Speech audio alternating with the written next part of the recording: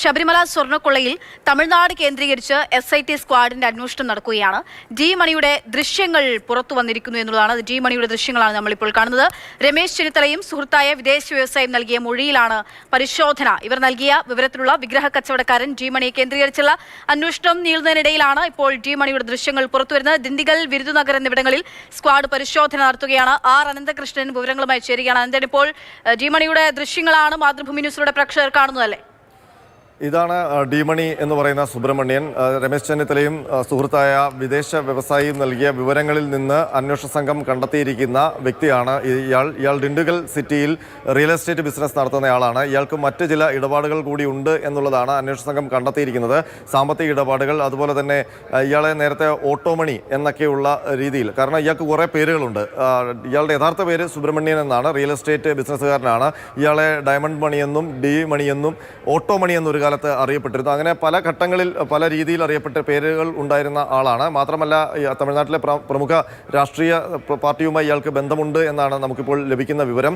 അതിനൊപ്പം തന്നെ ഇയാൾക്ക് റിയൽ എസ്റ്റേറ്റ് ബിസിനസ്സിനൊപ്പം മറ്റ് ചില ഡയമണ്ട് ഇടപാടുകൾ, അതുപോലെ തന്നെ ആഭരണങ്ങളുടെ ബിസിനസ്സൊക്കെ ഉണ്ട് എന്നാണ് പറയുന്നത്. പക്ഷേ ഇയാളിപ്പോൾ നമുക്ക് മനസ്സിലാക്കാൻ കഴിയുന്നത് അന്വേഷണ സംഘത്തിന് നൽകിയിരിക്കുന്ന മൊഴി അനുസരിച്ച് ശബരിമല സ്വർണ്ണക്കൊള്ളയുമായി ബന്ധമില്ല എന്നുള്ള കാര്യമാണ് ഇയാൾ പറയുന്നത്. അതുമായി ബന്ധപ്പെട്ട ആരോപണങ്ങൾ ഇയാൾ നിഷേധിക്കുകയാണ്. ഉണ്ണികൃഷ്ണൻ പോറ്റിയുമായി ബന്ധമില്ല എന്നും ഇയാൾ അന്വേഷണ സംഘത്തോട് പറഞ്ഞതായിട്ടാണ് വിവരം. അതായത് ഉണ്ണികൃഷ്ണൻ പോറ്റിയും ഇയാളും ചേർന്ന് വിഗ്രഹ കച്ചവടം നടത്തി എന്നുള്ളതാണ് അന്വേഷണ സംഘത്തിന് മുൻപിൽ ലഭിച്ചിരിക്കുന്ന മൊഴി. അപ്പോൾ ആ മൊഴി പ്രകാരം ഏതെങ്കിലും തരത്തിൽ ശബരിമലയിലെയോ അതല്ലെങ്കിൽ ദേവസ്വം ബോർഡിൻ്റെ അധീനതയിലുള്ളതോ കേരളത്തിലെ മറ്റേതെങ്കിലും ക്ഷേത്രങ്ങളിൽ നിന്ന് എടുത്തു മാറ്റിയതോ ആയ വിഗ്രഹങ്ങൾ ഉണ്ണികൃഷ്ണൻ പോറ്റി ഇയാളുമായി കച്ചവടം നടത്തിയിട്ടുണ്ടോ എന്നുള്ളതാണ് ഇപ്പോൾ SIT പരിശോധിക്കുന്നത്. നിലവിൽ ശബരിമല സ്വർണ്ണക്കൊള്ളയുമായി ഇയാളെ കണക്ട് ചെയ്യുന്ന മൊഴിയൊന്നും SITയുടെ മുന്നിലില്ല. SITക്ക് ഇയാളെക്കുറിച്ച് വിവരം നൽകിയവരും നൽകിയിരിക്കുന്ന മൊഴി ശബരിമല ദ്വാരപാലക പാളികളടക്കം ഇയാൾക്ക് കൊടുത്തിട്ടുണ്ടോ എന്നുള്ള കാര്യം വ്യക്തമല്ല. പക്ഷേ ഉണ്ണികൃഷ്ണൻ പോറ്റിയും ഈ ഡി മണിയും തമ്മിൽ ചില ഇടപാടുകൾ നേരത്തെ ഉണ്ടായിരുന്നു. അതിന് താൻ സാക്ഷിയാണ് എന്നാണ് വിദേശ വ്യവസായം നൽകിയിരിക്കുന്ന മൊഴി. അപ്പോൾ അതെന്ത് കാര്യമാണ്? ഇവർ തമ്മിൽ നടന്ന ഇടപാട് എന്താണ്? തിരുവനന്തപുരത്ത് വെച്ച് അങ്ങനെ പഞ്ചലോഹ വിഗ്രഹങ്ങൾ ഇയാൾക്ക് കൈമാറിയത് എന്തിൻ്റെ അടിസ്ഥാനത്തിലാണ്? അങ്ങനെ ഒരു സംഭവം നടന്നിട്ടുണ്ടോ എന്നൊക്കെയുള്ളതാണ് ഇപ്പോൾ പരിശോധിക്കുന്നത്.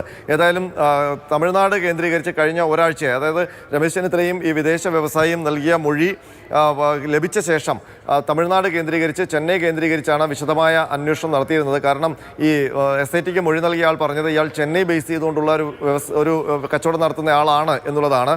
അപ്പോൾ തമിഴ്നാട്, ചെന്നൈ കേന്ദ്രീകരിച്ച് അന്വേഷണം നടത്തി. അങ്ങനെയാണ് ഇയാൾ ഡിണ്ടുഗലുകാരനാണ് എന്നുള്ള വിവരം ലഭിക്കുന്നത്.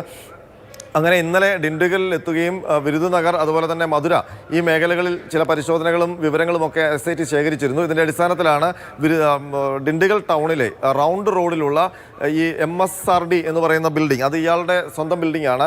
ആ ബിൽഡിങ്ങിൽ പ്രവർത്തിക്കുന്ന ഇയാളുടെ ഓഫീസ് കണ്ടെത്തുന്നത്. അവിടെ എത്തിയാണ് ഇപ്പോൾ അയാളുടെ മൊഴി രേഖപ്പെടുത്തിക്കൊണ്ടിരിക്കുന്നത്. അവിടെ തമിഴ്നാട് പോലീസിൻ്റെ കൂടി സഹായം കേരളത്തിൽ നിന്നുള്ള DYSPയുടെ നേതൃത്വത്തിലുള്ള അന്വേഷണ സംഘം തേടിയിട്ടുണ്ട്. അപ്പോൾ അവരുടെ സാന്നിധ്യത്തിൽ കൂടിയാണ് ഈ മൊഴി രേഖപ്പെടുത്തുന്നത്. മൊഴി രേഖപ്പെടുത്തുമ്പോൾ അയാൾ പൂർണ്ണമായും ഈ ശബരിമല സ്വർണ്ണക്കൊള്ളയുമായി ബന്ധപ്പെട്ട ആരോപണങ്ങൾ നിഷേധിക്കുകയാണ്. ഉണ്ണികൃഷ്ണൻ പോറ്റിയെ അറിയില്ല എന്നാണ് പറയുന്നത്. നമുക്ക് ആ ദൃശ്യങ്ങളിൽ കാണാം. അയാൾ അത്യാവശ്യം അവിടുത്തെ ധനികനായ ഒരാളാണ് എന്നുള്ള കാര്യം വ്യക്തമാണ്. അവിടുത്തെ ഒരു ബിസിനസ്സുകാരനാണ് എന്നുള്ള കാര്യം വ്യക്തമാണ്.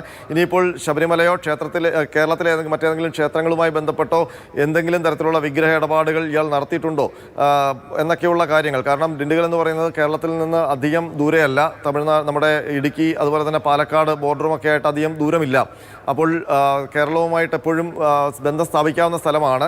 അങ്ങനെ വരുമ്പോൾ ഏതെങ്കിലും തരത്തിൽ കേരളത്തിലെ ക്ഷേത്രത്തിലെ ഈ വിഗ്രഹങ്ങളോ അതുപോലെ തന്നെ ഉരുപ്പടികളോ ഒക്കെ ഇയാളുമായി ബന്ധപ്പെട്ട് കച്ചവടം ഉണ്ണികൃഷ്ണൻ പോറ്റി നടത്തിയിട്ടുണ്ടോ എന്നിനി വ്യക്തമാകേണ്ടതുണ്ട്. ഇനിയിപ്പോൾ ഇന്ന് ഈ ചോദ്യം ചെയ്യൽ അല്ലെങ്കിൽ ഈ മൊഴിയെടുപ്പ് പൂർത്തിയാകുമ്പോൾ SIT ഏതെങ്കിലും തരത്തിൽ അയാളുടെ മൊഴിയിൽ ഒരു കോൺട്രഡിക്ഷൻ തോന്നിക്കഴിഞ്ഞാൽ സ്വാഭാവികമായും അയാളെ കസ്റ്റഡിയിലെടുത്ത് തിരുവനന്തപുരത്തേക്ക് കൊണ്ടുവരാനുള്ള സാധ്യതയുണ്ട്. അതല്ല എങ്കിൽ അയാൾക്ക് പ്രാഥമികമായുള്ള പരിശോധനയിൽ അയാൾക്ക് ഇതുമായി ബന്ധമില്ല എന്ന് കണ്ടെത്തിയെന്ന് വേണം അനുമാനിക്കാൻ. നിലവിൽ SITയിൽ നിന്ന് ലഭിക്കുന്ന വിവരം അനുസരിച്ച് അയാൾ ഇത് സമ്മതിക്കുന്നില്ല എന്നുള്ളതാണ്. അക്ഷയ.